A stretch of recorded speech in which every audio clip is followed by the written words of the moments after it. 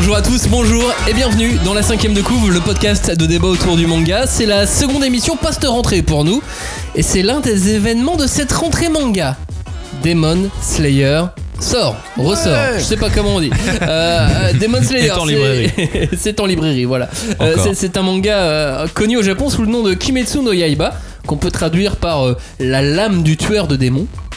Le nom de l'auteur c'est Koyoharu Gotoge, et lorsqu'on ouvre le manga on peut suivre le périple de Tanjiro, un garçon du feu qui vit avec sa famille à la campagne pendant l'ère Taisho. L'ère Taisho c'est plus ou moins le début du XXe siècle. Et après le décès de quasi toute sa famille qui ont été tués par un démon, le garçon va chercher un moyen de rendre à nouveau humaine sa petite sœur Nezuko, qui elle n'a pas été tuée par le démon mais qui a été transformée en démon. Ce manga est connu également sous le nom des Rôdeurs de la Nuit. Ne rigole pas, dont la publication française a commencé il y a 2 ans, mais qui n'a donné naissance qu'à 3 tomes en 2 ans. Ouais. Ce qui est inhabituel. Cette publication a donné aussi naissance à de longs silences de la part de son éditeur Panini Manga. Sur les réseaux sociaux, la sortie d'un nouveau tome était devenue une arlésienne. Ce qui est habituel pour Panini. Du coup c'est inhabituel parce qu'ils en sont au tome 16 au Japon. C'est ça. Ils en sont au tome 16 au Japon. Si ça avait été un truc avec le Japon, d'accord, mais là en fait non, c'est pas normal. Non, et surtout que c'est l'un des mangas les plus lus aussi dans le Shonen Jump. Ouais. Donc, Et les plus vendus au Japon aussi, c'est aussi régulièrement dans le tome 10. Bon, tout ça on en parlera de cette arlésienne, on en parlera un petit peu après avec toi Robin, mais voilà, la nouvelle c'est que depuis le 18 septembre, une nouvelle édition est publiée sous le nom de Demon Slayer. Oh, bizarrement. Nom international. Ça claque, hein. Eh ouais. Donc c'est pour ça qu'on en parle aujourd'hui, c'est pour ça qu'on fait une émission qui est dédiée à Demon Slayer. C'est aussi parce que on est plusieurs à aimer Demon Slayer, à aimer les Rôdeurs de la Nuit avant.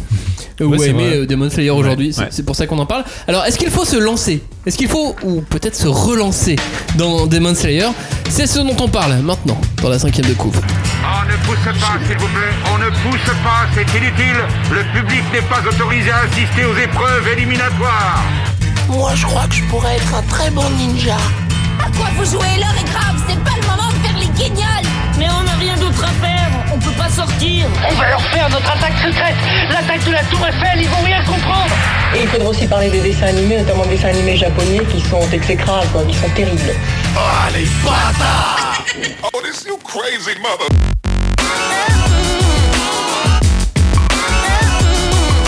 Bonjour à tous, bonjour et re-bienvenue dans cette 5ème de couve, l'émission de débat autour du manga. Cette fois-ci, nous allons disséquer, dépecer, charcuter et aimer Demon Slayer, Kimetsu no Yaiba, les Rôdeurs de la Nuit, ou encore, mais oui si, tu sais, le manga que Panini a arrêté de sortir.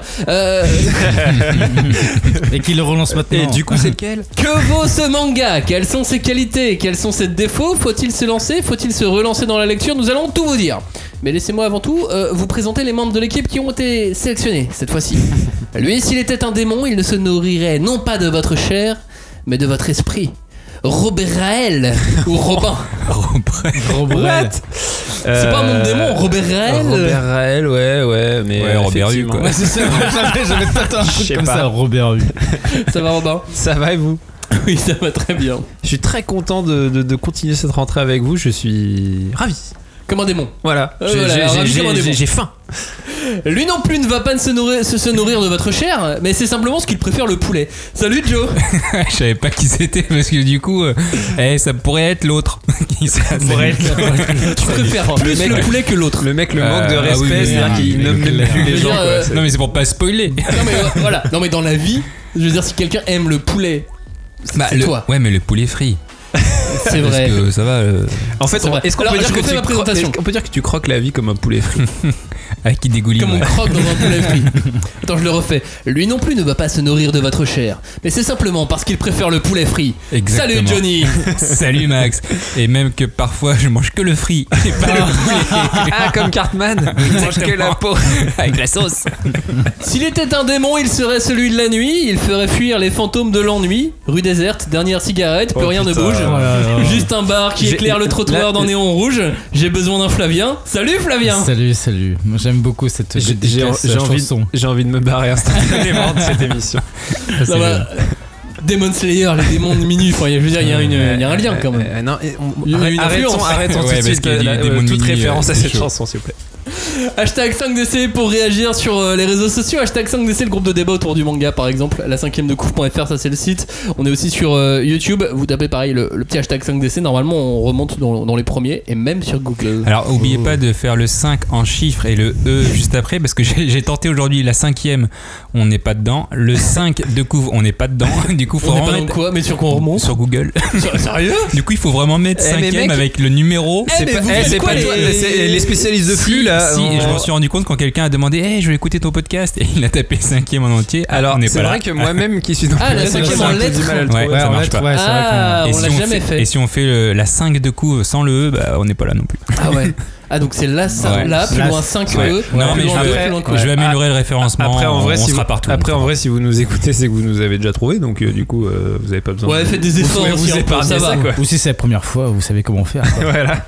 Au programme de cette émission Demon Slayer, nous allons chacun notre tour vous raconter comment on a abordé cette sortie ou cette ressortie. Que ce soit par le graphisme, par ses codes, ou par l'animé par exemple, ou même par cet étrange phénomène éditorial qui a eu lieu en France. D'ailleurs c'est même par là qu'on va commencer. Robin, je te laisse démarrer et nous parler de ce phénomène éditorial. On peut dire phénomène? Bah ouais, parce qu'en fait moi, quand tu disais est-ce qu'il faut se relancer dans Demon Slayer ou se lancer quoi, moi en vrai je l'avais jamais lu. Je l'ai lu à l'occasion de cette ressortie, parce qu'en fait je me suis vraiment... Alors j'en avais déjà entendu parler, on en avait parlé entre nous et tout, vous m'aviez dit ouais les Rôdeurs de la Nuit c'est cool et tout. Mais bon, je me disais. Et tu voyais passer les trolls sur Twitter. En fait, c'est ça, ouais, voilà. Avec un nom comme ça. Puis je me dis, non, alors, on s'arrête tout de suite. Le premier titre, je le trouve extrêmement cool, mais bon, ça, on en reviendra peut-être plus tard. Mais en vrai, je me disais, bon, ok, je vais peut-être pas me lancer dans un truc dont en fait, il y a les 3 premiers tomes qui sont sortis. Aujourd'hui, c'est Silence Radio et tout. Je sais pas si ça vaut le coup. Et en fait, là, je me dis. En fait, c'est vraiment le fait de la volonté de l'éditeur de vouloir relancer la série de cette manière-là que moi, en fait, j'avais jamais vraiment vu. Pour moi, c'est assez inédit de voir un éditeur qui, à ce point, met les moyens pour relancer une série sur laquelle il a échoué, parce qu'en fait, c'est un peu ça. C'est un éditeur qui a constaté qu'il a échoué et qui en fait se dit bah j'assume mon échec et j'assume le fait de vraiment relancer sur un laps de temps assez court, tu vois, genre 2 ans après quoi. Après c'est parce qu'il y a l'animé qui est sorti, qui a fait aussi reparler de lui. Ah mais il y a des raisons. En fait c'est ça, c'est les questions que je me suis posées. Je me suis dit mais alors pourquoi ils font ça? Est-ce que c'est pour surfer sur effectivement le succès de l'animé qui a l'air de cartonner? Est-ce que c'est vraiment une volonté éditoriale de sauver une série qui était injustement méconnue, parce qu'ils se sont dit merde quand même, cette série elle est trop bien, c'est dommage que les gens connaissent pas. Est-ce que c'est une nouvelle personne à l'édito à Panini? Je sais pas, je connais pas vraiment les... Non mais en vrai je connais pas les détails de comment c'est organisé chez eux. Ou est-ce que c'est un peu tout ça en même temps, tu vois? Enfin, est-ce que c'est un espèce d'alignement de planètes qui a fait que aujourd'hui Panini s'est dit bah on va relancer en grande pompe Demon Slayer parce que... On fait un petit topo historique sur la sortie française. C'est sorti donc il y a 2 ans.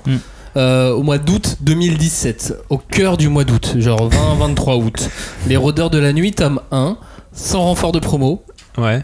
Sans grosse communication, donc après Japan Expo en plus. Après Japan Expo, et on était quelques lecteurs assidus à suivre l'actualité au Japon, à sortir 300. Ouais, non mais voilà, pour être très franc, les premiers jours, les premières semaines, c'était 300 exemplaires vendus, c'est ridicule. Mais tout le monde se demandait à l'époque comment ça se fait qu'ils l'ont sorti ce titre, comment ils l'ont eu et tout en plus, donc c'était aussi une... Dans le milieu il y avait aussi, mais c'est risqué de sortir ce titre, a-t-il vraiment un potentiel en France, graphiquement il est compliqué, bref, ce tome 1 est sorti, ça a pas marché, ils avaient prévu la sortie du tome 2, ils ont sorti le tome 2, ça a pas beaucoup plus marché, ils ont sorti le tome 3, ça a pas non plus marché. Mais c'est pareil, sans communication, sans rien quoi, il y avait pas non plus de support quoi. Non, ils ont pas forcé, ils ont pas essayé de relancer la chose en voyant aussi que c'était un échec sur la sortie du tome 1. Et puis après Silence Radio, ce qui est devenu donc une véritable arlésienne sur les réseaux sociaux, où les gens en venaient à harceler les community managers de Panini, où ça devenait même une vanne. Oui, en fait c'est ça, j'allais dire, c'est limite une blague quoi. Maintenant c'est devenu une blague. Et les Rôdeurs de la Nuit, quand est-ce que ça sort? Est-ce que les CM sont des rôdeurs? L'Arlésienne de la Nuit, un peu truc quoi.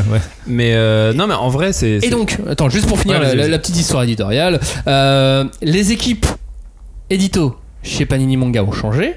De nouvelles personnes ont été recrutées là courant 2019.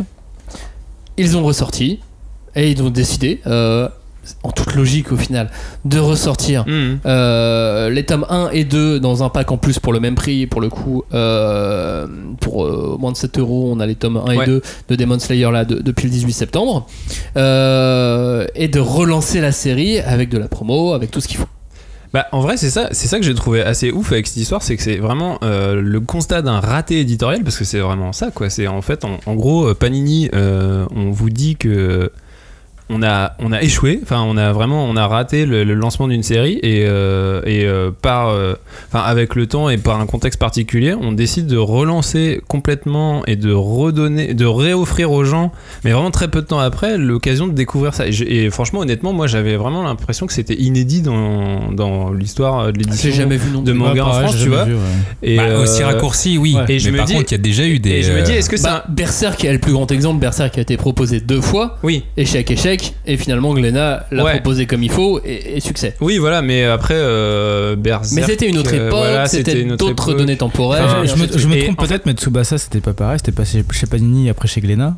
Tsubasa Chronicle. Captain Tsubasa. Captain Tsubasa, c'était chez J'ai lu manga. Ah, c'était chez J'ai lu, c'était ça. Et en fait, comme tout J'ai lu manga, tout le catalogue J'ai lu était chez Glénat. Mais après, je me dis, est-ce que aussi c'est pas un phénomène qui quelque part parle de notre époque aussi, tu vois, genre il y a vraiment un truc, justement, tu parlais de la vanne sur internet et tout, genre aujourd'hui les éditeurs sont vraiment hyper attentifs à comment leur publication et leur politique est perçue sur les réseaux et tout, et est-ce que avoir cette démarche inédite et vraiment hyper originale, c'est pas aussi quelque part la manifestation d'un truc de l'époque, quoi. Bah, il se peut que les 300, 400, 500 lecteurs actifs sur Twitter et Facebook aient poussé aussi et contribué sans en être 100% responsable, et du coup c'est hyper cool, contribuer à faire en sorte que ça ressorte. Mais je pense qu'il y a aussi un peu plus que ça. On a parlé des 300-400 lecteurs, mais il y a aussi tout un phénomène aussi au Japon qui fonctionne sur Demon Slayer, et l'animé qui arrive en grande pompe aussi. Je pense qu'il y a eu tout un mix d'un truc qui a dit ok, c'est bon, on continue sur les Ordres de la Nuit, quoi.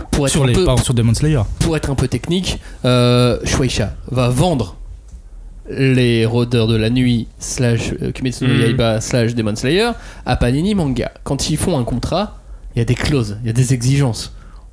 Le sortir à Tanda, machin. Et si vous avez pas il y a vendu plein de clauses. 1000, si vous n'avez pas vendu tant, machin, vous avez des pénalités, ainsi de suite. Bref, il peut y avoir 1000 clauses. On les connaît pas, mais elles peuvent tous être là, ces clauses. Et est-ce qu'il peut y avoir ça aussi, ça joue beaucoup. Ouais, mais bien sûr. Mais après, je me pose aussi la question de justement comment les lecteurs de la première édition réagissaient par rapport à cette relance. Bon, tu vas me dire, ils étaient pas très nombreux, même s'ils étaient très actifs pour relancer le truc. Aujourd'hui, avec la sortie de l'animé sur le tome 3, quand tu vois, donc là je parle donc de lecteurs qui ont été entraînés, ceux qui ont acheté les 3 premiers tomes, en sachant qu'il y aura peut-être pas de suite, tu vois, les mecs qui étaient vraiment motivés. Un petit millier. Ouais, voilà, tu vois, donc c'est vraiment. Avec le renfort de l'anime. Voilà, pour un titre de cette nature. Au bout de 2 ans. Pour un titre de cette nature, c'est rien du tout, quoi. Et c'est fou de. Enfin, du coup, c'est cool de se dire que cette fanbase très forte a peut-être permis en partie cette relance. Et du coup, je me posais vraiment la question de qu'est-ce que eux ils pensent de cette relance. Et honnêtement, j'ai sondé vite fait sur Twitter et tout. J'ai quand même l'impression que des fois ça vanne par-ci par-là, mais les gens sont quand même contents de se dire bah c'est cool, enfin vous allez permettre à cette série d'avoir l'existence qu'elle mérite, en fait, quoi. Cool et méfiant, en France, tu vois. Ouais, mais un petit peu cool et méfiant, mais parce que personne ne sait si ça va continuer. Mais je pensais que ça pourrait être plus violent, tu vois, genre la réponse de genre putain mais vous foutez vraiment de notre gueule, en fait, on a acheté les trucs et tout, mais après c'est peut-être parce que justement cette relance a été bien gérée par Panini, parce que on va peut-être détailler ce qui mieux géré. Vas-y. Il y a d'autres choses derrière. Voilà, en ce qu'il y a dans cette relance, il y a effectivement, donc du coup changer le titre, refaire une nouvelle traduction, refaire un rythme, sachant que c'est toujours Monsieur Takahashi qui est toujours le même traducteur que sur la première version, mais en tout cas, et puis redonner. Alors après, moi le nouveau titre, moi je préférais les Rôdeurs de la Nuit, je trouvais ça plus poétique, tu vois. J'adorais aussi les Rôdeurs de la Nuit. J'adore les titres français. Après c'est problème, parce que je trouve que Demon Slayer c'est un peu lambda, enfin genre c'est t'as l'impression que t'as lu ça 10 000 fois, quoi. Ouais, Les Demon mais ça Slayer, claque. ils vont tuer des moi démons, j'aimais ok. bien les Rôdeurs de la nuit aussi. Mais voilà, les Rôdeurs de la nuit, c'était c'était un peu plus poétique et tout. Et puis en plus, c'était à double sens, tu vois. C'était les monstres et aussi les mecs qui les combattent. Ouais. Enfin bon, bref, Ouais. c'était plus intéressant comme titre. Mais après, je comprends très bien le fait de vouloir recoller au titre de l'animé parce que voilà, c'est une logique de licence. Et puis le titre international. Voilà, qui est le titre international. Après, la nouvelle traduction, j'ai pas lu la précédente, mais on m'avait expliqué qu'avant, les démons, c'était des ogres. Ouais. C'est ça. Ce qui était cool aussi parce que c'était de l'interprétation, mais ça t'avais vraiment la dimension ils dévorent les gens, donc il y a vraiment un truc anthropophage, tu vois, un peu organique, genre ouais, ils mais mangent bon. les gens. Non mais il y Quand avait un t'as- truc, ouais, mais quand t'as des très dents- très classique, très Et- littérature. Et puis oui, mais c'est ça le problème. un peu conte, quoi, tu vois. Tu peux pas parler d'ogre quand le mec il a des dents de vampire devant toi. Bah ouais, mais du coup pourquoi tu dis démon? Parce que tu dis les vampire, alors, vampires, dans ce cas. ce sont des démons. Plus que des ogres. C'est des Mais non, mais monstres, des quoi, ogres, enfin. t'imagines juste un mec un peu géant, Non, mais- un peu teubé, avec sa grosse massue. Non, mais un démon. Ah non, moi, je t'imagines comprends. Shrek. Non, mais Pour le coup, je comprends, hein. un ogre, c'est une figure de la littérature et tout, mais je veux dire, un démon, enfin, ok. Mais c'est Des ça. mangas sur les démons, tu peux m'en citer Mais- 12 millions. Mais c'est peut-être ça le problème, c'est que c'était trop axé littéraire pour des gens entre guillemets ou qui sont adolescents Ça soulignait le côté atypique du manga qu'on détaillera plus tard sur ses qualités et qu'il l'a mis en niche. Mais peut-être qu'effectivement t'excluais une partie du lectorat. Et c'est possible. Par là. Mais bref, donc du coup il y a cette nouvelle traduction. Il y a aussi un truc que j'ai trouvé très cool justement au niveau du respect des lecteurs fidèles, c'est que ils ont annoncé que en gros les lecteurs de la première édition, on leur offrait la jaquette avec le nouveau titre. Ouais. Qui leur permettait du coup d'avoir une collection Totalement. cohérente, quoi. Tout dépend de comment les libraires vont jouer le jeu. Voilà, après Ça, on n'en c'est sait censé rien. être géré par les libraires. C'est ça, c'est-à-dire que ces jaquettes qu'on peut trouver, elles sont disponibles chez des libraires qui ont accepté de jouer le jeu. Voilà. Qui sont ces libraires? Nous ne savons pas. Ouais, mais attends. Oui. Après. Les jaquettes c'est sympa, mais la trad dedans, ils vont pas Non, t'arracher voilà. les pages Non, mais pour te voilà, changer. ça, Vas-y. trad, c'est Non la mais ok la trad, mais bon, enfin on est tous Mais non, concernés mais faut par le. carrément Non, échanger. mais on est tous concernés. Moi j'ai une collection One Piece où j'ai le début où il s'appelle Ouais, Pipo je et l'ai. tout, et c'est pas très grave. Tu vois, je comprends encore l'histoire. C'est ça. collector. Et bref. Et du bah coup, dis-toi que les premiers rôdeurs de la nuit sont collecteurs. Non mais Ouais. exactement. Et non mais en vrai je trouve ça vachement cool. Même si ça repose sur les libraires, mais en même temps on va pas leur demander de faire des miracles. Ils peuvent pas claquer des doigts et offrir des jaquettes et des nouvelles éditions à tous les lecteurs. Non, ils de la peuvent pas faire c'est des impossible. envois. Et de toute façon, ils sont pas nombreux ces lecteurs. Voilà, et puis s'ils étaient trop motivés par la série, je pense qu'ils iront chez le libraire se faire remplacer le truc. Mais en tout cas, je trouvais que c'était une C'est pour démarche, ceux qui habitent loin ou au milieu démarche de nulle assez part, c'est cool, galère. parce mais qu'en bon. gros, soit t'es lecteur de la première édition, tu continues avec la nouvelle en te disant comme moi, je m'en bats les couilles, au pire c'est la même histoire, je continue, ça change de titre, c'est pas très grave, et au pire voilà, il y a la dimension collector, tu vois, de la première. Soit t'es motivé à mort en disant non, je veux ma bibliothèque, machin, je vais voir mon libraire, il me file ma jaquette. Enfin tu vois, après je pense que c'est assez Soit t'es respectueux. surmotivé à fond et tu les Voilà, rachètes. et Ouais, dans je le- pense que tu voilà, les rachètes. ou Ouais, ça- c'est un ou peu ça ça, carrément tu- tu Je suis pas rachètes. sûr qu'il y ait un milieu. Soit je pense ça que tu les carrément tu rachètes. rachètes et tu mets sur eBay à 300 balles les Ah non, premiers, tu et gardes, puis, c'est en collector. et du coup il y a ça, et après dernier élément, du coup la série reprend un rythme de parution Normal. classique, Tous les 2 ou 3 mois. et encore même pire que ça, puisqu'en fait t'as les 2 premiers directs et les 2 suivants en octobre tout de suite, C'est ça. et du coup Ça va aller ça très te vite. permet d'aller vite, Ouais. ce qui correspond au récit en tant que tel, donc c'est Sachant cool. comme on l'a dit tout à l'heure, il y a 16 tomes qui sont déjà parus Voilà. au Japon, donc en Ouais, fait il y a ça quand va même de la ça va rattraper quoi. l'apparition, quoi. Et ça va rattraper tout ça très très vite. Moi je trouve ça dans l'ensemble plutôt bien de ce qu'a fait Panini. Nouvelle génération, nouvelle équipe. Parce qu'il fallait effectivement rattraper un bordel monstre. Un beau quoi. raté, ouais. Moi je trouvais ça plutôt correct aussi de leur part de dire bon bah vas-y on va relancer cette série sur lequel Et on met les on moyens. met les moyens et en plus on fait de la communication, on commence à voir que ça fonctionne et ok on travaille dessus et on fait travailler le titre pour que tout le monde puisse l'acheter et tout le monde puisse le lire quoi. Pour tout vous dire, on a fait un dossier Demon Slayer dans le magazine Animeland auquel j'ai participé. On a interviewé un membre de l'équipe Panini. Je les attendais plus offensifs en termes de communication. Ouais. Je les attendais beaucoup plus offensifs et beaucoup plus mea culpa, vous inquiétez pas, mais on va être bien plus fort maintenant. Non, je les ai trouvés dans un entre-deux un peu. Toujours pas as de la com non plus, tu vois. Non, Après, on peut pas leur demander Ah ouais, d'être c'est compliqué. d'être miraculeux. C'est compliqué de récupérer ça et de devoir communiquer. Je suis d'accord que c'est extrêmement là compliqué. c'est dans le cas d'école de communication de crise où tu vois c'est vraiment. Ah, et surtout sur du manga, tu vois. Il y a pas de communication de crise normalement sur du manga. Je pense qu'il y a eu certainement un phénomène un peu comme Yotsuba à l'époque chez Kurokawa, où Yotsuba c'était vraiment un manga tranche de vie, un manga de niche, et ça se vendait pas énormément, et très vite les tomes étaient en rupture. Mais les tomes dispersés, genre le tome 5, le tome 7, le tome 9. Ouais, mais ils ont quand même poussé, tu vois, ils l'ont sorti. Et c'est ça, mais ils ont poussé parce qu'il y avait les fans derrière qui disaient on en a marre, on veut pas des tomes de 70 € sur Amazon. Nous, on a commencé la série, on la trouve vraiment bien, mais on veut la continuer. Et à partir du tome 9, ils ont tout ressorti, ils ont tout republié, mais c'est parce qu'il y avait les fans derrière. Alors que c'est pas non plus une série de ouf qui se vend à 15 000 exemplaires. Mais t'avais quand même toute cette fanbase derrière qui était là en disant non, là on a commencé et on veut vraiment le lire. Et à mon avis, c'est passé ça. Je pense que c'est des séries qui ont des fortes codes d'amour, quoi. C'est un truc. Et puis il y a un contexte auquel il faut penser. Tu me parles de Yotsuba. Donc l'éditeur c'est Kurokawa. Kurokawa, c'est une maison d'édition qui appartient à Editis, deuxième maison d'édition française.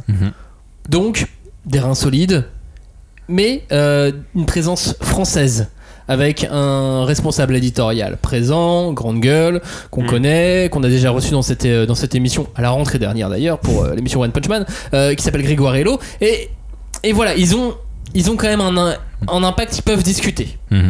Panini Manga, ou Panini Comics, ou Panini tout court. Panini, c'est une boîte italienne. Ouais, c'est la maison mère. C'est une société italienne, les décideurs sont en Italie. Donc le marché français, c'est des businessmen, donc ils le connaissent, mais ils le connaissent plus sur des chiffres et des présentations qu'au quotidien. Ça se vend pas, basta quoi.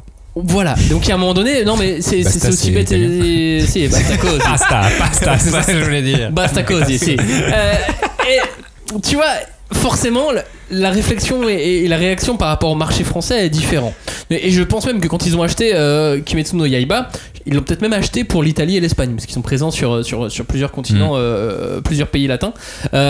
Donc, la réaction et les leviers que les Français ou que les gens travaillant pour Panini Manga en France ont par rapport à la maison mère est différente. Enfin voilà, c'est juste pour expliquer un concept qui peut expliquer d'une façon ou d'une autre, peut-être que je leur trouve juste des excuses et que je suis gentil, mais qui ont amené à cette situation. Honnêtement, je pense que personne n'a envie de gâcher une série qui a ce potentiel-là, qui a cette popularité-là au Japon. Mais même eux, je pense qu'ils ont envie de gagner plein de trucs comme tout le monde. Voilà, évidemment. Et Panini aussi, tu vois, je pense que c'est plus une conjonction de contexte qui a donné ça, et c'est dommage. Et du coup, c'est cool qu'il répare l'erreur, quoi. Mais c'est complètement inutile, je suis d'accord. Ouais. On l'a jamais vu. Ouais, bah à ce point-là, non. Un autre point d'entrée dans ce manga, et je sais pas si vous vous en souvenez très précisément, mais je vous avais montré les planches. Quelques planches de ce manga dans une vieille émission qui s'appelait Un manga pour être bien doit-il être bien dessiné, ou quelque chose comme ça, je sais plus. Vous savez quoi, je crois que c'est la possible. première émission à laquelle j'ai participé. Ah bah tu vois. Je suis un petit peu ému qu'on en parle. Et donc je vous ai dit, en parlant de manga pas trop bien dessiné bizarrement, mais c'était sur Mob Psycho 100. Oui, c'est vrai qu'on avait parlé c'est sûr que c'était là-dessus. Et donc je vous avais montré des planches de Kimetsu no Yaiba, et je crois que leur réaction était ah ouais, c'est chelou. Ah ouais, c'est bizarre. Alors, putain, je vais. En fait, c'est quoi? Je vais vraiment réécouter cette émission parce que ça m'intéresse de réécouter mes débuts. Je vais avoir honte, mais. On va tous réécouter, mais ça marche. Je pense que je suis passé à côté parce que je m'en souviens vraiment pas du tout. Quand il est sorti en 2017, je savais même pas qu'il était sorti il y a 2 ans. Et là, quand tu me parles de ce titre, je me rappelle, là, on est allé à Japan Expo donc en 2019. Et je me rappelle de lui dans un gros mur Demon Slayer avec un dessin qui claque et tout qui pète. Et du coup, c'est la première image que j'ai de lui, mais pas du tout celle de 2017. Après, en 2017, je préparais mon voyage. 2018, je suis parti, donc le manga c'était un peu la tête ailleurs. Voilà, et c'est possible que j'ai zappé à cause de ça. Mais donc j'ai carrément découvert à Japan Expo. Après, vous m'avez dit bon bah voilà, c'est un Shonen Jump, faut le lire, etc. Je fais allez, ok, c'est parti. Je me lance, j'ouvre. Et là, j'ouvre, mais c'est tellement horrible.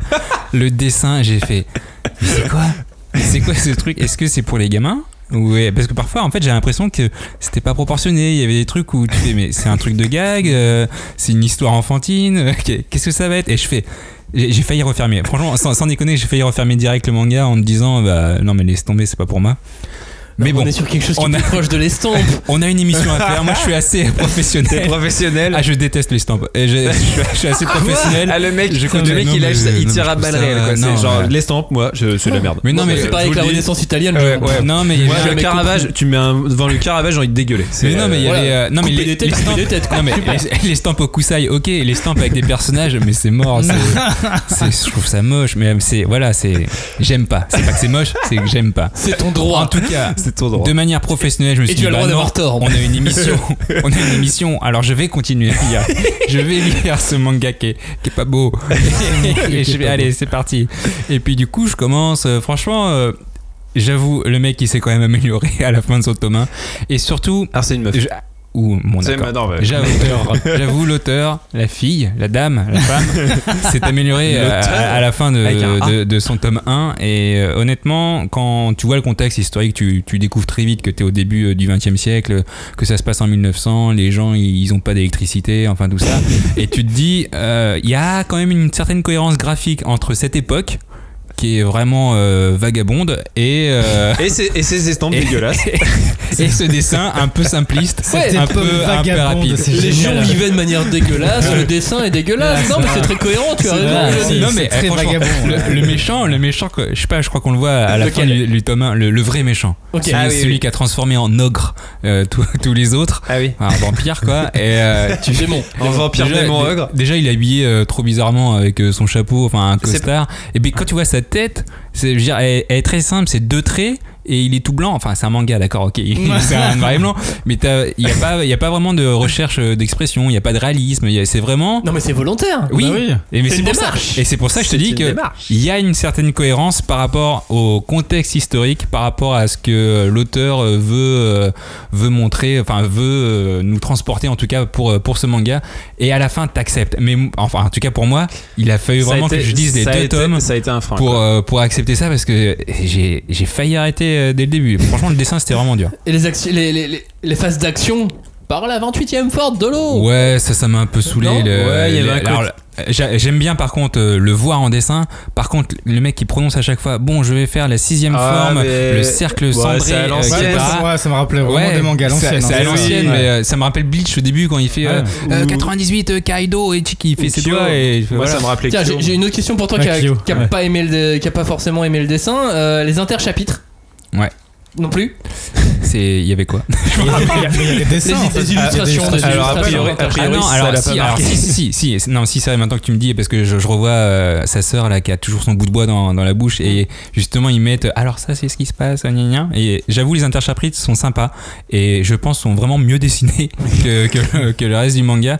Mais je vous dis, honnêtement, ça s'améliore grandement par la suite, mais le début, c'est chaud pour moi. Moi, ce que j'ai aimé dans ces interchapitres, c'est qu'elle explique tous ces dessins foirés ou tout ce qui a été refusé. Ouais. J'ai vraiment l'impression d'être dans son studio, dans son atelier. Ouais, tu m'étonnes que ça a été refusé. Mais alors que c'est bizarre, parce que le mur que j'ai vu à Japan Expo, il déchire. Franchement, mais t'as vu le mur de l'anime? Bah non, c'était une mur d'une couve, je pense.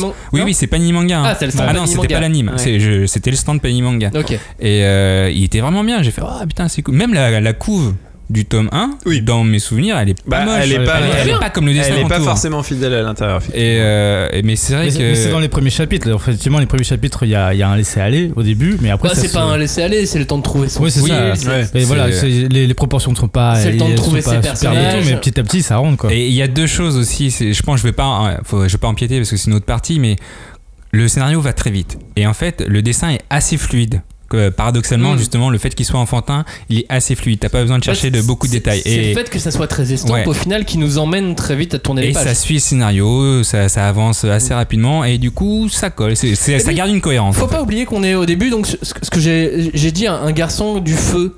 Les garçons du feu, c'est ceux qui vivent donc du commerce du charbon. Et on est donc sur de la famille pauvre, sur du crasseux. Ouais. Du coup, finalement. Ouais, Gavroche, il est là. Non, mais voilà, il y a un côté aussi qui colle. Et au final, la noblesse que lui prend par son combat, par ses actions, son entraînement, ça va aussi de pair avec le dessin. Va aller, Après, je pense pas que ça soit voulu, soit une démarche volontaire, mais finalement, le tout est bien accompagné. Mais ce qu'on remarque aussi, c'est que au moment où ça a été publié, donc là, on remonte encore plus loin, avant 2017, plutôt 2016.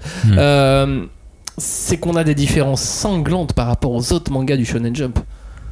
Ah, comme ça.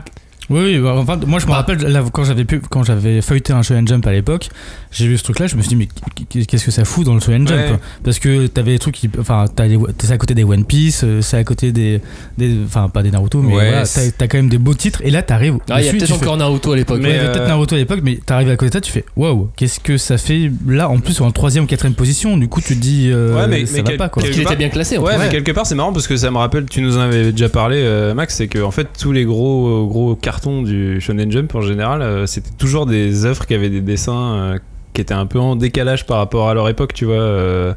Tu nous avais parlé de Dragon Ball, de One Piece, de Naruto, et à chaque fois tu disais c'est marrant, regardez, retrouver le numéro dans lequel le premier chapitre de ça est sorti, vous remarquerez que le graphisme est vraiment en décalage total par rapport au reste, et du coup peut-être que ça explique une partie de son succès aussi, tu vois. Je suis d'accord, mais à chaque fois en fait j'ai compris par la suite que c'était aussi une démarche, une volonté éditoriale d'avoir un manga qui se démarquait par rapport à son histoire. J'ai rencontré donc le rédacteur en chef du Jump, Hiroki Goto, qui donc était rédacteur en chef au moment où Dragon Ball était publié pour la première fois. Dragon Ball dénote. Tu vois Hokuto no Ken, tu vois Dragon Ball juste après. Oui, ça dénote. Clairement. Entre Ken et Goku, il y a une grosse différence. Je lui dis mais qu'est-ce qui s'est passé dans votre tête quoi pour faire ça? C'est quoi le problème? Et elle fait non mais c'est simple. Dragon Ball, c'est une histoire chinoise. Ce sont des aventures qui se déroulent en Chine et non au Japon. Ça devait être radicalement différent pour cette simple raison. Ah ouais, d'accord. C'est quoi cette explication? Non, mais pour eux c'était des aventures chinoises, donc fallait que ça ressemble à des. Ça se passe pas du tout en Chine, Dragon Ball, ça se passe. Non, mais la légende, avec le singe. Tu reprends le tout début. Tu reprends le tout début. On est sur une parodie de la légende du roi singe et d'aventures chinoises. Et dans leur tête, au début, au lancement, c'était une simple parodie de légendes chinoises. Sans se douter, sans imaginer un instant que cette parodie allait devenir Dragon Ball, le Dragon Ball qu'on connaît. Mais voilà, et donc pour lui, c'est ce détail et cette demande qui ont fait que Dragon Ball était si différent à ce moment-là. Et je pense que au fur et à mesure, quand il lance des mangas qui ont une importance, qui ont un truc comme ça, un truc en plus, il y a aussi une empreinte historique aussi avec sur l'art Taisho et tout. Il y a une empreinte. Bien sûr. Et du coup, il faut le l'art mettre. Taisho est important aussi dans l'histoire de ce manga. Donc voilà. Quelle est la raison précise? Je la connais pas. Ça peut être l'art Taisho, t'as raison Flavien. Ça peut être plein d'autres choses. Ça peut être le fait de faire des démons. Mais en même temps, il y a un fait que t'as pointé, c'est que le graphisme a rien à voir, quoi. C'est strictement après, ça se trouve, l'autrice a été nulle. Et puis. Non, mais regarde. Non, mais si tu regardes maintenant encore sur le Shonen Jump, t'as The Promised Neverland, t'as Dr. Stone et t'as Kimetsu no Yaiba. Et en fait, tu vois que t'as quand même 3 styles différents au niveau des dessins. Ce qui dénote, quoi. Donc, on assiste à une nouvelle vague, ceci dit. Et puis super intéressante. Et puis moi, je suis pas tout à fait d'accord avec Joe dans le sens où on pourrait le trouver enfantin à première vue. Mais toi t'aimes les trucs vieux de base. Ouais, non mais d'accord, mais c'est un petit peu facile de me dire ça déjà. Mais non, mais en vrai, je trouve que c'est un dessin qui a une cohérence. Vous l'avez pointé tout à l'heure, effectivement, il s'inscrit dans une esthétique qui correspond à son époque et tout. Mais aussi, je trouve que il est hyper efficace, quoi. En fait, il y a pas une ligne en trop, tout est compréhensible, les scènes sont compréhensibles, les personnages tu les captes tout de suite, l'univers aussi, et en fait c'est assez élégant aussi, tu vois. Genre moi je trouve qu'il y a une vraie recherche dans les designs, dans les costumes, qui peut-être va justement repointer vers ce truc des estampes et tout, tu vois, un travail sur des motifs et tout, tu vois, l'eau, les éléments, la forêt, enfin tu vois, il y a vraiment un vrai travail de motifs artistique, quoi, qui est assez intéressant. Après je trouve que moi au début j'ai trouvé que les monstres étaient un peu moins intéressants d'un point de vue design, tu vois, ça reste des monstres, il y avait rien de spécial, enfin tu vois, assez horrible dans le sens, voilà, ils ont des membres qui partent de partout, ils sont un peu effrayants, un peu faciles, tu vois, genre, et il manque un peu de sel au début. Après voilà, je sais pas ce que ça va donner, mais en tout cas moi je trouvais que le graphisme avait un vrai intérêt, quoi, aussi. J'aime bien l'utilisation du mot élégant. Ouais, je trouve que pour parler de ce manga, il y a l'élégance et il y a l'émotion que ça te provoque aussi derrière, parce que malgré tout un dessin beau, moche, ça peut être une question de goût, ça peut être une question de référentiel, ça peut être de nombreuses questions, mais l'important c'est qu'il te provoque quelque chose. Quand tu assistes à l'arrivée dans la maison Et que toute sa famille est morte. Bah oui, carrément. Là, tu l'as l'émotion. Bah ouais. Mais parce que il y a un travail sur l'expressivité, parce que justement, comme tu travailles sur du graphisme assez simple, c'est plus efficace tout de suite de faire passer une émotion, parce que. Après, c'est vrai que c'est un peu dur. Le mec qui part 10 pages, il revient, tout le monde est mort. Ah bah c'est sûr, sa vie elle est pas facile. Quand j'ai lu ça, j'ai fait direct. Le gars il vend du charbon, sa famille elle est morte. Mais puis il avait pas une petite famille quoi. Il avait 4-5. Ah mais là on est sur le vrai hashtag vie de merde. Et en plus sa sœur se transforme en démon. Le mec qui a sa sœur, il est heureux. Et on en parle de ça.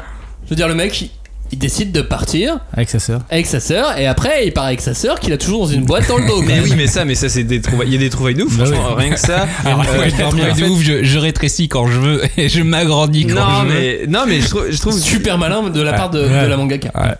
Et tu sais, le fait qu'elle marche avec un truc dans la bouche et tout, parce qu'elle peut pas mordre les gens et tout. Il faut pas qu'elle morde. Il faut pas qu'elle morde les gens et tout. Mais ça, en termes de design, je trouve ça super. Mais oui, le bambou dans la bouche, je trouve que graphiquement, ça marche super sur le dessin de ce personnage. Ouais, mais est-ce qu'elle veut pas dénoncer la condition de la femme, sachant qu'elle aussi c'est une femme et qu'ils ont pas le droit de parler, que c'est toujours les hommes qui dirigent, je vais à gauche, je vais à droite. Mais après, elle est super forte aussi. Donc Nezuko, en lisant les deux premiers tomes, on se rend compte qu'en fait, elle ne sert pas. La décapitation est géniale. Ouais. Le petit coup de pied décapitation, là, celui-là, il est super.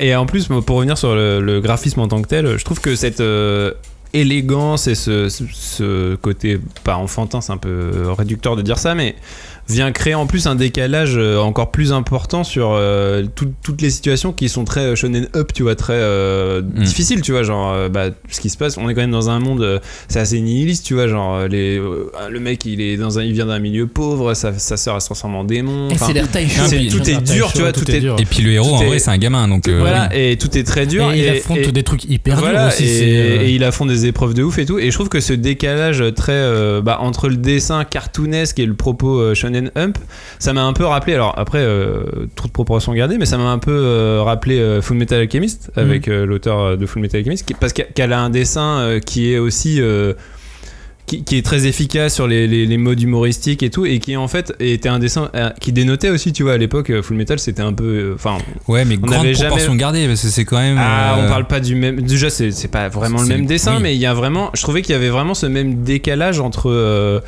le côté cartoon, alors j'aime pas trop, j'ai pas de mots meilleurs là comme ça, mais en tout cas entre le propos et l'interprétation graphique qui permet des ruptures vachement intéressantes en fait en termes de dramaturgie et tout. Et je me suis dit bah tiens, c'est marrant, là les Rôdeurs de la Nuit, enfin Demon Slayer, c'est une autrice aussi, c'est une femme.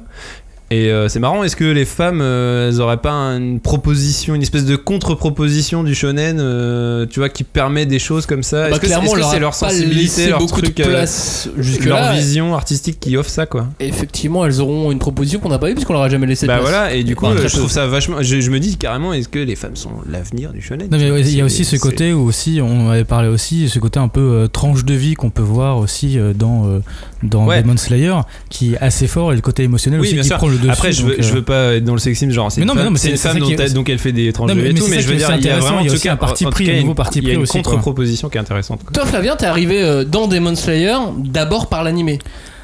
Oui, on va dire. En fait, j'avais.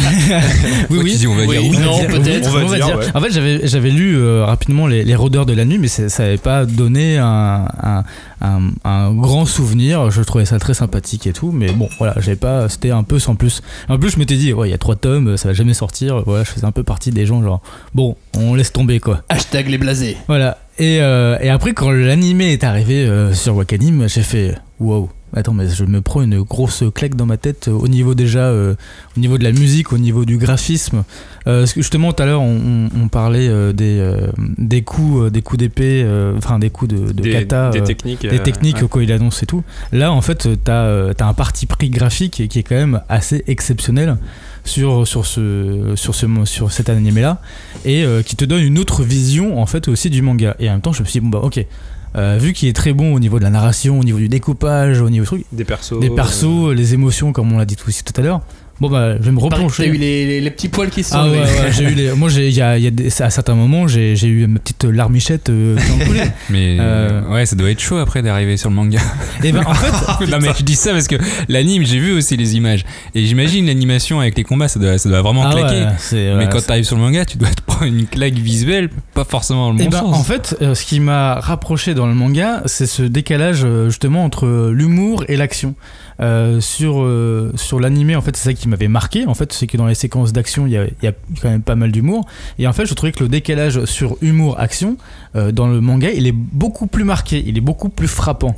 Et en plus sur des cases où justement, en fait, le corps, il a aucune proportion dans le cas d'humour. Oui, et puis sachant qu'à la base, c'est pas un manga très très rigolo. C'est ça, et c'est pas un manga marrant. Et quand d'un coup t'as une séquence d'action et d'une autre case, une toute petite case où t'as plus de proportion, où tu vois juste qu'il fait une tête trop bizarre et que ça te fait marrer, tu fais ok, en fait elle a réussi son coup en fait.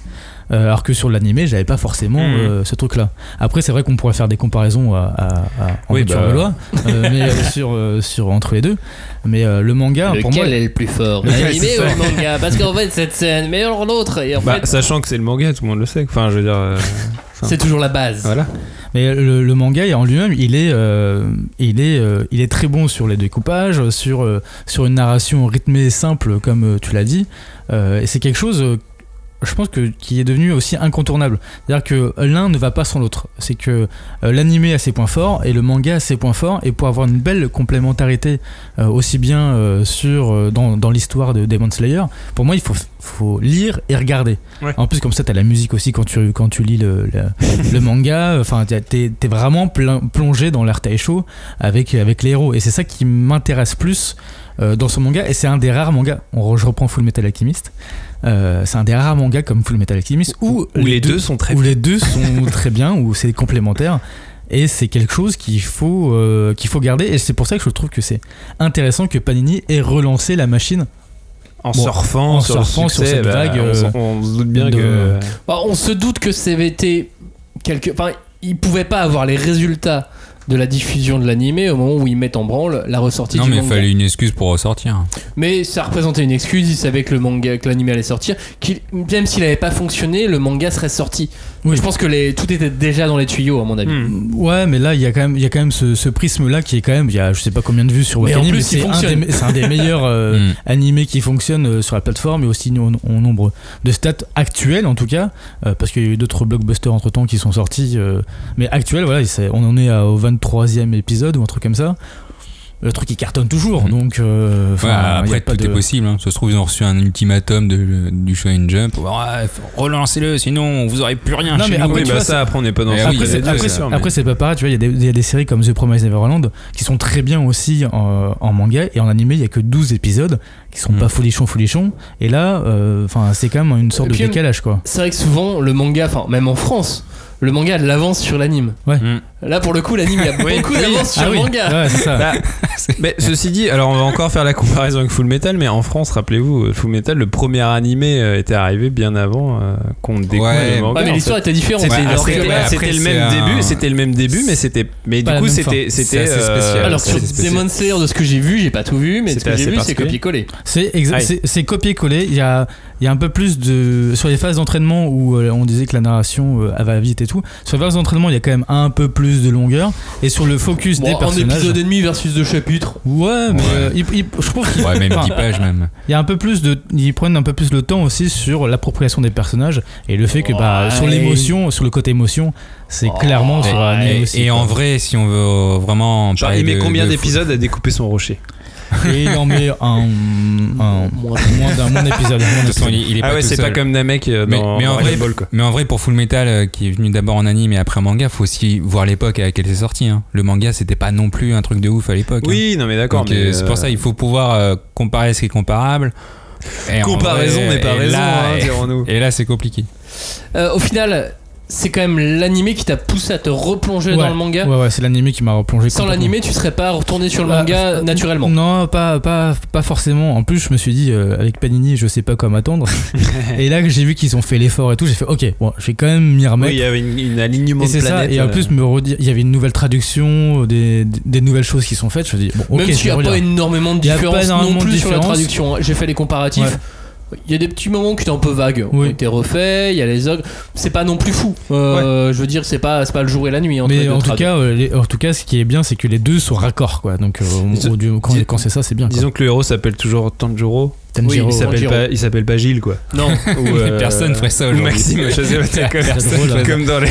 Mais après, c'est vrai que quand tu vois un manga estampillé Panini, enfin, je sais pas pour vous, mais c'est vrai que moi, en tout cas, j'ai du mal. Pour moi, Panini, c'est 20th Century Boys, et puis t'en as pas des masses. T'as Family Combo. Ouais, bon, moi, City Hunter, mais qu'est-ce que c'est City Hunter? Voilà, Cat Size, bon, on connaît pas trop. Vampire Knight, bon. Bah voilà, Vampire Knight. Mais en vrai, je pense qu'il y a aussi la réputation Panini qui fait que c'est compliqué. Il y a une réputation sur un certain nombre restreint de lecteurs. Je pense pas qu'il y ait un grand public qui se fasse Panini. Tu sais qu'il y a beaucoup de lecteurs qui regardent même pas qui est l'éditeur. Bah ouais, je pense qu'en fait déjà il y a quand même une grosse majorité des gens ne connaissent pas les éditeurs. On a rien à foutre. Après c'est le travail pour le placer en magasin et probablement qu'il a peut-être pas été assez placé en librairie. Oui, c'est quand on le vend, les représ, tout ça. Ouais. Parce que moi j'étais fan des Rôdeurs de la Nuit. Je suis tombé tout de suite dedans. Et à la ressortie de Demon Slayer, je me suis intéressé à la structure du récit en lui-même. Je me suis intéressé au code du manga. Je lis le tome 1, j'ai lu le tome 2, je l'avais déjà lu 2 fois. Donc là, j'en suis vraiment à de la surlecture. Là, j'en suis un peu trop. Là, tu peux faire ta thèse, c'est bon. C'est bon. Et puis, du coup, j'ai réfléchi, mais c'est un fucking Neketsu. Oui, Ce manga, c'est comme tous les autres. C'est un manga, il y a tous les codes. Mais ce qui est drôle, c'est comment l'auteur réussit à jouer avec ses impératifs, avec ses codes, avec cet entraînement, avec les péripéties, la chute du héros, la remontée du héros, l'examen, le fameux examen, quoi. Et l'enjeu que je trouve totalement dérisoire au début. Salut, mon enjeu, moi, j'ai juste sauvé la vie de ma sœur. Ça va, c'est pas dégueu comme enjeu. C'est le vie de l'épisode 1 de Bleach, tu vois, ça va pas plus loin. Mais c'est un bel enjeu quand même. C'est un enjeu familial, mais en termes d'ambition, t'as Dr Stone, il veut juste reconstruire la civilisation humaine. Lui, il veut sauver sa sœur. Oui, mais moi, je trouve ça assez rare justement dans les mangas de maintenant où on revient sur une fratrie, quoi. On est sur des trucs hyper grands et on est quand même, c'est assez rare de dire ok, en fait mon enjeu, je veux juste sauver ma sœur. Ouais, enfin, sauf que cet enjeu-là, on le balaye à la fin au bout des 2 tomes, on fait hop hop hop hop, je vais balayer l'enjeu, je la sauverai. Ouais, mais je veux surtout sauver le monde des démons. Ouais, mais voilà, il y a toujours les humains, mais n'empêche plus gros, quoi. N'empêche qu'il y a toujours ça. Enfin, sa sœur, si je pense. Enfin, ouais, mais ça reste l'enjeu mineur et puis le gros enjeu, c'est affronter les démons. Oui, mais pour sauver sa sœur, il doit affronter les démons. Oui, parce qu'en fait c'est ça. En fait, c'est même limite l'inverse, c'est que en gros, c'est en détruisant les démons qu'il va peut-être trouver la réponse pour sauver sa sœur. Sauver sa sœur, c'est trouver un remède sur le fait qu'elle est vampire, entre guillemets. Du coup, c'est oui, parce que c'est pas un vampire, mais j'abrège. Mais en vrai, c'est en les comprenant mieux, donc en les combattant, qu'il va peut-être découvrir ça. Le mot vampire est plus long que le mot démon. Je vais refaire la traduction, ça sera des vampires. Bah en vrai, c'est plus ces vampires, on va pas se mentir. Mais non, mais ils bouffent des gens. Bah, il les transforme quand il les mange. Donc, mais non, parce qu'ils peuvent les manger tout court aussi. C'est vrai. Oui. Mais alors du coup moi cet enjeu dérisoire qui a vite été balayé, ça m'a choqué aussi par rapport aux autres mangas où je voudrais être le meilleur rôdeur de la nuit du monde, tu vois, le meilleur Demon Slayer du monde. Ah oui, lui finalement c'était pas ça son but. Finalement il va partir pour devenir un des meilleurs Demon Slayer. Et puis il y a toutes ces phases ultra rapides sur les 2 premiers tomes. La phase d'entraînement, elle est exemplaire à montrer dans toutes les écoles de manga au Japon et en France. 6 mois en fait elle est géniale parce que elle est frustrante un petit peu aussi. Enfin en fait c'est ça qui est trop cool, c'est que je sais pas non plus entre génial et frustrant. J'arrive pas à savoir parce que c'est pareil. Du coup tu parlais après, il y a l'examen, mais c'est toutes ces phases obligatoires du shonen que tu kiffes en tant que lecteur de shonen, parce que tu sais que ça va passer par là, découverte de sa force, découverte des pouvoirs, chute, péripéties qui t'entraînent à le découvrir, l'examen, l'entraînement pour réussir cet examen, le diplôme, machin. Exactement. Et tout est expédié, alors que des fois elle peut prendre beaucoup de temps sur d'autres passages qui sont plus anodins dans les autres mangas, tu vois. Et alors je sais pas, est-ce que c'est un kiff que nous on a parce que on a lu plein de shonen et maintenant on est capable tu vois, d'avoir les codes et d'apprécier quand on les détourne. Est-ce qu'un lecteur ou une lectrice qui découvre ça, enfin tu vois, qui plonge là-dedans, est-ce que ça va lui plaire autant? Ça change aussi parce qu'en fait justement les phases d'entraînement etc, ça passe comme une lettre à la poste, on va dire. Et en fait t'apprends tu vois le héros et t'apprends justement ses techniques que après, tu vois. Ah ouais, ça, mais oui, clairement tu découvres, mais il a des techniques de ouf. Mais il est hyper fort en fait, mais il a juste appris à respirer. Pourquoi il sait faire 20 formes de voix différentes avec son épée? Il les a apprises par cœur. Tu vois, elle a 53. Mais c'est ça, au bout d'un tome de Rôdeur de la Nuit, t'es au 13e tome de Naruto, quoi. Tu vois, c'est Naruto, il y a déjà eu tout le. Alors t'exagères un petit peu, mais si t'as déjà, enfin au moins 7e, 8e, tu vois, le truc quand il est dans la forêt. Il y a 2 ans qui se passent dans un tome, quoi. Bah c'est ça en fait. Oui, non mais voilà, c'est ça. Premier volume, t'as une première ellipse qui est glissée, t'as une première ellipse d'1 an dans le premier volume. Dont 6 mois d'entraînement. Là on est rare. Attends, après, t'as 6 mois pour finalement lancer l'aventure. 2 ans après les premières pages du tome 1. Finalement, quand il commence à savoir se battre, à aller combattre les démons, 2 ans ont passé entre le décès de sa famille et lui, quoi. Et pendant ce temps, elle dort. Pendant ce temps, sa sœur dort. Elle dort pendant 1 an. Elle mord son petit bâton là, je peux te dire que. Mais c'est malin, c'est très malin, c'est débile et malin à la fois, toutes les techniques qu'elle a fait pour se débarrasser de Nezuko, de la sœur du héros. Donc la sœur du héros est une démone, mais qui a un peu conscience d'être un démon, mais enfin bref, c'est compliqué, il faut lire Demon Slayer, mais il faut s'en occuper, il faut l'occuper pendant 2 ans. Technique. Alors la technique, c'est de dire que peut-être qu'elle a été blessée et qu'elle dormait pour se régénérer. Bam, victoire, bon, ça peut passer. Voilà. Ensuite, il faut la trimballer partout, mais comme c'est un démon, elle peut pas se balader déjà de jour, parce qu'elle prend le soleil comme les vampires. Et bizarrement. Putain, mais pourquoi ça s'appelle pas Vampire Slayer? Merde, ça existe déjà. Et qu'en plus, du coup, c'est stylé en termes de design d'avoir le héros avec une grosse boîte en bois dans le dos. Mais oui, alors ça c'est génial. Mais elle est légère. Et c'est vraiment et c'est qu'elle peut se réduire. Voilà, elle peut réduire sa taille. Elle peut super grandir. Mais je trouve qu'en fait, c'est ça qui est balèze, c'est que toutes les incohérences éventuelles comme ça, elles sont désamorcées, elles sont gérées en fait. Mais en soi, si tu reviens dessus, tu te dis. Mais en fait ça a pas de sens. Mais je sais pas, dans la fluidité de l'histoire fait que elle arrive à te faire gober toutes les incohérences. Et ça je trouve ça hyper balèze. Et même effectivement toutes ces frustrations éventuelles de te dire ouais bah ta phase d'examen, ta phase d'apprentissage, bah je te les zappe. Et par contre je vais te passer un chapitre où ça se passe entre le frère et la sœur et ils vont discuter, ou tu vois, enfin et en fait ça passe parce que je sais pas, t'es pris dans un... C'est fluide quoi. Et je sais pas si vous avez remarqué, je prépare mon stand-up. Je sais pas si vous avez remarqué, mais les codes de la narration sont assez souvent bousculés. Tu me parles de chapitres qui servent un peu à rien ou qui pas à rien. Non mais qui ressembleraient presque à la tranche de vie. Moi je vous parle de l'entraînement quasiment dans le manga. Ça c'est pas présent dans l'anime, tu vois, par exemple Flavien, mais l'intégralité de l'entraînement est racontée à travers la voix de Tanjiro qui devient narrateur. Ouais, il dit qu'il en a bavé, il dit oh là là, il m'avait fait ça. Et là on passe en mode journal sur un chapitre, c'est vrai que c'est mode journal intime ça. On peut trouver ça étrange. Ah, mais c'est mode journal intime parce que justement, c'est captivant, c'est efficace quoi. Il l'a fait, et là aussi, j'avoue, c'est malin. C'est le fait qu'il l'ait fait sous forme de journal intime parce que pendant que sa sœur elle dort, il sait pas s'il va se réveiller et il veut qu'elle sache tout ce que lui il a fait. Et c'est pour ça qu'il recueille tout ça dans son journal et qu'il écrit. Et c'est malin. Mais c'est malin parce qu'en fait, je pense que c'est aussi un truc qui brise le rythme aussi quelque part. Tu vois, dans le cinéma, ça se fait aussi vachement maintenant. Enfin, même maintenant. De conter une histoire. Je vais même te dire, ça se faisait au moment où la nouvelle vague le faisait, tu vois. C'était vraiment se permettre des espèces d'audace formelle comme ça, genre personne n'a jamais fait ça. Bon, moi je m'en fous, je le fais. Et en fait, bah, du coup, ça t'a surpris, du coup, ça a brisé le rythme et du coup, ça fonctionne. Et en fait, maintenant, c'est une espèce de. Ce truc de raconter en voix off par moment. Même si le manga c'est la première fois qu'il te raconte un truc en voix off, si je me souviens bien, tu vois, genre jamais t'avais Sauf que maintenant c'est accepté pour tout le reste du manga. Le jour où elle voudra faire une ellipse, tu peux dire bah voilà, là je te la raconte en voix off. Elle le remet et elle gagne du temps. Et en plus on sait, elle vient de sauver son scénar comme jamais avec sa narration. Et en plus on sait que cette forme narrative de raconter un événement en voix off, c'est hyper efficace. On en avait déjà parlé dans My Hero Academia. Bien sûr. Tous les flashbacks sur le mec, le mec qui se dédouble et tout, je me rappelle plus comment il s'appelle. Mais c'est le chapitre ultime, tu vois. Moi c'est le chapitre dont je me souviens dans le manga, c'est celui-là, parce qu'en fait il arrive un moment où tu t'y attends tellement pas et en fait tout est raconté. Moi j'adore dedans. Les bastons entre Bakugo bon. Mais tout est raconté dans un truc comme ça, en fait c'est trop fort quoi. Et puis la surprise de l'examen, moi je suis là, je dis il y a l'examen qui arrive. Putain, ils vont dans une forêt, ils vont dans une forêt de c'est ouf. lapidé en moins de 2 quoi. Il y a même des fleurs qui empêchent les autres de rentrer dans la forêt de ouf.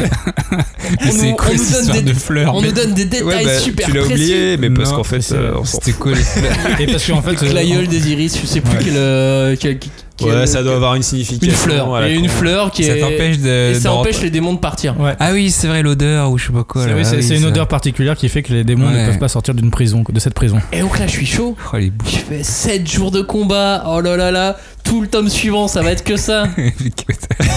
2 chapitres. Mais oui, mais c'est trop bien. Bim bam boum, je le défonce. Vas-y, je lui donne la main. Allez. Mais. Non mais il y a aussi autre chose derrière. C'est justement ça qui est intéressant. Oui, on découvre autre chose qui est aussi hyper intéressant sur l'humanité de Tanjiro. Ouais. Du coup, c'est ça qui est. Mais tout ça en 2 chapitres. En tout ça en 2 chapitres. Et pareil, on parlait de l'odeur parce que donc les odeurs sont très importantes dans le manga parce que le héros, ça fait partie de son pouvoir. De son super pouvoir, c'est qu'en gros il a un odorat de ouf et il repère des choses. Il peut ça, c'est pas son habilité, tu vois. Voilà. Ouais, je repère les pièges. Et je le sens. non, mais en vrai, du coup, ça c'est pareil. Tu pourrais dire c'est une espèce de trouvaille un peu artificielle, mais c'est trop pratique. Bah quoi. oui. Genre, vas-y, je m'en fous. J'ai une situation. Ah, il a sorti le truc en fait. C'était l'odorat, tu vois. Genre, c'est trop marrant. Non mais en fait c'est pas que l'odorat, c'est de sentir toute la force. Et en des plus, autres, c'est aussi, typiquement un sens qui a rarement été exploité dans le shonen. Tu vois, genre rarement le héros, son pouvoir, c'est de sentir les choses. Tu vois, parce que c'est un peu dans les 5 sens. L'adaptation du parfum en manga, mais. Oui, non, mais voilà. Mais en vrai, dans les 5 sens, l'odorat, c'est un peu un sens de merde. Quoi. Genre, c'est pas très. C'est pas. Tu vois, genre souvent t'as une super ouïe ou une super vue et tout. L'odorat, bon. Et ben en fait, super voix dans My Hero Academia. Oui, voilà, mais voilà, là, le fait est que là, le super odorat, ça lui est hyper utile, quoi. Et puis on a la fameuse épreuve du rocher. Ça aussi, ça c'est un impératif, l'épreuve du rocher. L'épreuve du rocher. Tu dois couper ce rocher ou détruire ce rocher. Tu vois, ça dépend. Oui, mais alors des fois c'est le détruire, des fois ça dépend des mangas, tu vois. Tu dois le porter aussi. Et là en l'occurrence, il doit couper un rocher avec un katana tout pourri. Et il arrive. Oui, parce que c'est le héros, mon gars. Mais en quelques pages. Là aussi, il va pas il se passe beaucoup de temps. Bon, bah, ellipse. Et c'est bon, maintenant il arrive. Allez, hop là. Il se fait aider. On va laisser peser. Il se fait aider par ses amis imaginaires. C'est vrai qu'il a des imaginaires à ce moment-là. Mais en vrai, c'est vrai que tu sais plus si en fait l'auteur elle se dit, mais vas-y, ces phases-là, je sais que c'est obligatoire en shonen, mais ça me fait chier, donc je vais les évacuer. Ou si ça l'amuse. Ou alors c'est vraiment un truc. Voilà, j'en joue parce que je trouve ça marrant de jouer avec mon lecteur qui connaît les codes et tout. Je sais pas, mais du coup c'est passionnant en fait de réfléchir là-dessus. À analyser, à décrypter. Analyser, c'est super cool. Il est assez ouf. Alors très prise de tête parce que du coup tu peux vraiment te retourner le crâne. Ouais. Mais c'est vrai qu'il est rigolo dans sa structure, dans sa narration. Oui, tout est original, tout est marrant, tout est bizarre dans ce manga. C'est la fin de l'émission. On va pouvoir conclure. Ok. Déjà, mince. Ça fait 1 heure, mec. Oh, j'aurais dû noter plus de trucs. Alors, Johnny, est-ce qu'il faut se lancer dans Demon Slayer? Franchement, au risque de vous surprendre, je vais vous dire non. Ne vous lancez pas dans cette série sans avoir d'être sûr que la série va continuer. Ah, c'est un nom de prudence. Oui, un nom prudence. Mais en fait, je me suis rendu compte que plus je grandis, bon, j'ai 25 ans, mais plus je grandis, plus je me dis, j'en ai marre. Le nombre de fois qu'il dit il a 25 ans. J'en ai marre des séries qui sont pas finies. En fait, ça me saoule de tous les 2 mois acheter un tome. Je fais oh merde, j'ai oublié. Oui, parce que ma mémoire en dépit de mes 25 ans commence à flétrir. Et du coup, bon, il y a 16 volumes, donc c'est quand même un truc bien. L'histoire est rapide. 16 volumes au Japon. Ouais, au Japon. Mais on a quand même bon espoir que Panini sorte rapidement maintenant, ou de manière en tout cas régulière, les tomes. La nouvelle édition, voilà, est calquée sur l'international, donc c'est cool. Ça, c'est les avantages. Et l'inconvénient, c'est aussi, bah voilà, c'est une série en cours. Donc c'est aussi pas fini. Donc à voir. En vrai, elle est bien. C'est une bonne série. Je pense qu'il faut au moins lire les 2 premiers tomes pour vous faire un avis. Si vous faites comme moi 20 pages, c'est mort. Donc lisez, persévérez, les lisez les 2 premiers tomes. Je pense que vous allez être quand même agréablement surpris et c'est un neketsu. Sachant qu'en termes économiques, les 2 premiers tomes, c'est 6,99. Oui, en plus, franchement, ça vaut le coup de. Ça va. Et puis du coup, tu te dis, j'ai acheté les 2 tomes, bah je vais lire les 2 maintenant. Je vais pas m'arrêter à 20 pages. Tu vois. On sait jamais, hein. Pour moi, c'est un grand oui. Mais là, genre, le grand oui. Le grand oui. Bah, c'était déjà un grand oui au moment des Rôdeurs de la Nuit. Donc il y a 2 ans, c'était un grand oui. Mais à ce moment-là, tu kiffais Mob Psycho et tu lui avais donné 10 sur 10. Alors et je kiffe toujours Mob Psycho. Alors moi, je change d'avis sur Mob Psycho. Je trouve ça très intéressant maintenant. Demon Slayer, c'est à la façade d'un manga qui sort des sentiers battus. Tu sais, genre, mais celui-là, regarde, graphiquement, c'est très différent. Ouais. Mais en fait, on se fait piéger. On se fait super piéger dans une narration habile au possible, avec tous les codes du Neketsu dont on parlait là, qui sont appliqués avec brio. C'est du classique, mais sans tomber dans le commun, sans tomber dans le facile. Et tout ça, c'est très loin d'être simple à faire. Ah bah clairement, ouais, j'imagine. Et ce qui me fait me dire que c'est un manga qui est plus complexe qu'il n'y paraît, et qui est plus simple qu'il n'y paraît à la fois. Vous voyez cette petite dichotomie et qui est digne d'intérêt du coup. Et qui est totalement digne d'intérêt, mais depuis toujours, et pour la peur de Panini sur ce titre. Ah non, mais c'est un Panini, j'ai quand même pas envie d'y aller, je vais attendre longtemps. Je pense qu'ils ont plus le droit de se rater sur ce manga. Ils peuvent se rater sur d'autres mangas, tu vois. Mais sur celui-ci, ils se sont déjà ratés une fois en fait. Ils sont déjà ratés. Donc là, c'est le deuxième essai, ils ont plus le droit, ils peuvent plus. Bah là, oui. Donc foncez. Voilà. Celui-là, ils le sortiront jusqu'au bout. Il n'y aura aucun souci à se faire. Voilà.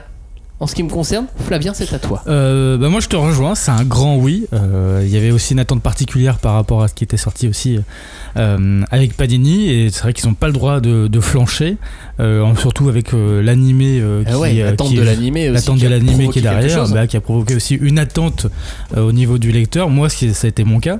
J'ai une question pour toi avant que je me permette de te couper. Toi qui as vu beaucoup plus loin dans l'animé, tu as relu les premiers tomes avec plaisir, ou finalement t'attends d'avoir un peu plus? J'ai relu les premiers tomes avec plaisir. Ouais, parce que c'était je me suis replongé dedans pour savoir justement, parce que j'avais lu il y a hyper longtemps, pour savoir qu'est-ce qui m'avait aussi. Mais t'avais déjà bien l'animé en tête, donc du coup j'avais l'animé en tête, est-ce que ça s'est opposé? Comment ça s'est passé? Non, ça s'est pas opposé, justement. J'ai essayé de voir un peu les différences, mais comme j'ai dit tout à l'heure, en fait, ce qui avait marqué, c'était vraiment ces ruptures scénaristiques, quoi, entre l'humour, action, les côtés tranches de vie, et c'est ça qui, en fait, je me rends compte que c'est ça qui me plaît de plus en plus, c'est d'avoir un peu ce décalage, quoi. Et je suis moins dans le côté combat, baston, etc., et d'avoir un manga justement où en fait on prend le temps de travailler sur la fraternité, sur le côté humain, même après plus tard, c'est un peu, enfin c'est pas du spoil, mais sur le côté un peu humain des monstres aussi, des démons. En fait, je trouve que c'est ça qui m'intéresse le plus dans Demon Slayer, car en fait pour moi tous les codes justement de ce qu'on pourrait voir dans un manga de ce genre, où les codes tous les méchants c'est des monstres, ils sont pas beaux, et bah là en fait on retourne un peu ça. À chaque fois il y a ce petit truc, et on se dit en fait qui est vraiment le monstre, est-ce que c'est ceux qui défoncent les monstres, ou est-ce que c'est les démons? Enfin voilà, l'auteur est très intelligente sur ce point de vue. Le manga et l'animé se complètent à mort. Et pour moi c'est quelque chose qui devient incontournable, et qu'il ne faut pas du tout louper. C'est voilà, je sais pas quoi dire d'autre, parce que je peux pas être plus dithyrambique que ça, quoi. Alors Robin, ta conclusion? Oui, t'allais dire quoi? C'est tellement abusé de pas les appeler les vampires. Il y a des dents de vampires. Mais oui, ils boivent du sang pour transformer les autres. Enfin, je suis entièrement d'accord avec Joe. Je suis entièrement d'accord avec Joe. Mais sinon, pour répondre à la question, est-ce qu'il faut lire Demon Slayer, se lancer ou se relancer? Moi clairement oui. Moi je me suis lancé puisque je l'avais pas lu avant. Je l'ai lu vraiment intrigué par cette stratégie de relancer le truc, et je me suis dit putain, c'est hyper louable de la part d'un éditeur d'offrir une nouvelle chance à un manga qui a malheureusement pas marché. Et du coup pour les retardataires entre guillemets comme moi, c'est trop bien, parce que ça offre vraiment toutes les possibilités de découvrir une série qui est objectivement, qui a plein de qualités, et qui a vraiment plein de qualités qu'on a décrit depuis le début de l'émission, mais du coup vraiment c'est à la fois une super bonne série, et je trouve une super belle manière de la faire découvrir au plus grand nombre. Je suis vraiment très enthousiaste par rapport à tout ça. C'est dispo depuis le 18 septembre un petit peu partout en librairie. Demon Slayer. Voilà, et puis 7€ pour 2 tomes d'une super série. Là pour le coup, effectivement, franchement ça vaut le coup, quoi. C'est donné, comme on dit. Bah ouais. Je vais finir cette émission avec cette phrase de Koyoharu Gotoge qu'elle a glissée dans le Shonen Jump du 9 septembre dernier.